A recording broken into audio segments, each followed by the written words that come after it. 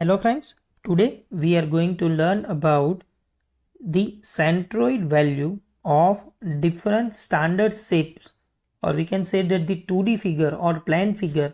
So let us take all these shapes as, first of all, for the rectangular figure or rectangular plane area, if the width of the base as a small d, the depth of the element as a small d, then we know that the area of element is b into d. Now from definition we can say that centroid or center of gravity, it is the point where wall area is assumed to be concentrated. It means that for rectangular part, one point is CG point or centroid point where the wall area is assumed to be concentrated, and it is at a distance of d by 2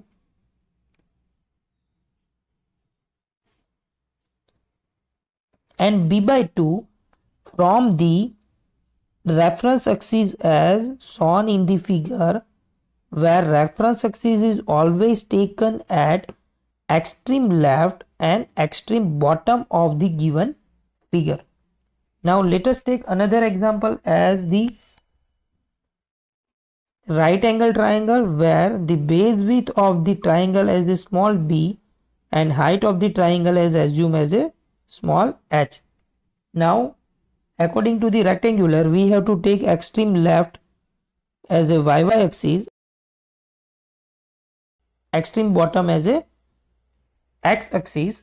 Then the CG of this element is fixed at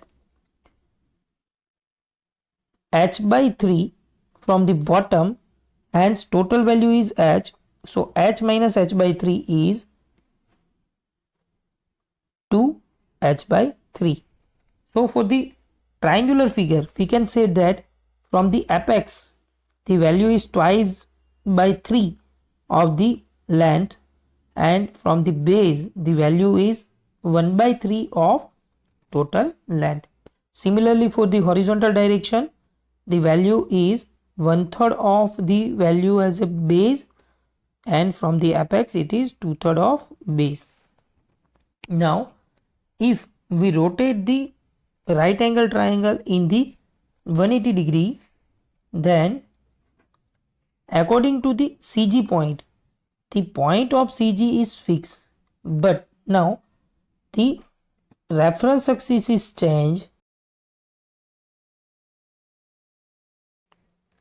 as shown in the figure. Hence from the bottom of horizontal reference axis, our value is 2h by 3, while from the vertical reference axis the value is p by 3.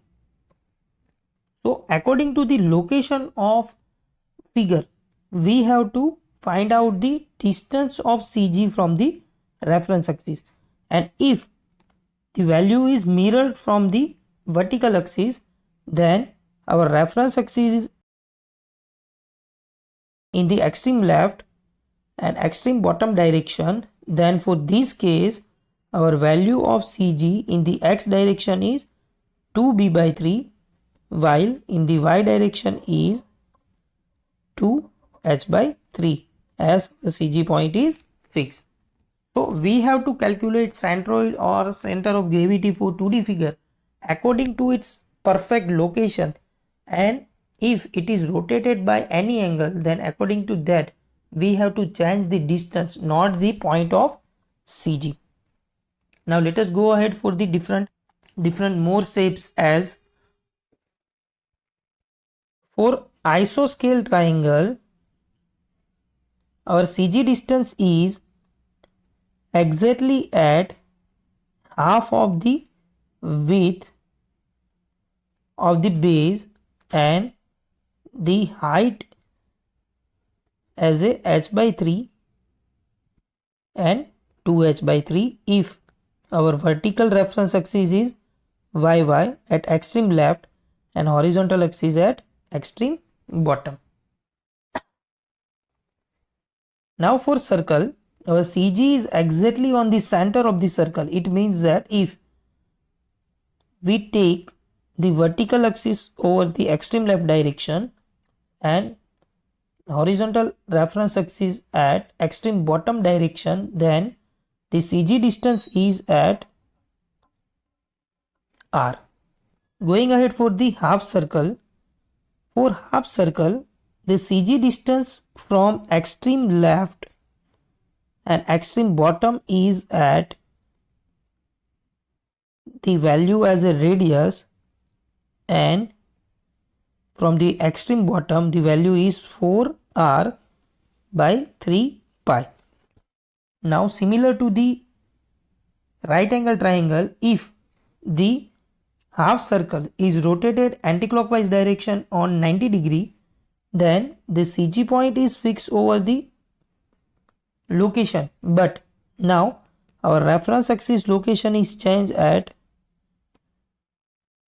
as shown in the figure, then the value from the bottom is R, but from the YY axis we know that the value of 4r by 3 pi from the cutting edge, then from the vertical YY axis the distance of CG is total r minus 4r by 3 pi, hence the value is r minus 4r by 3 pi.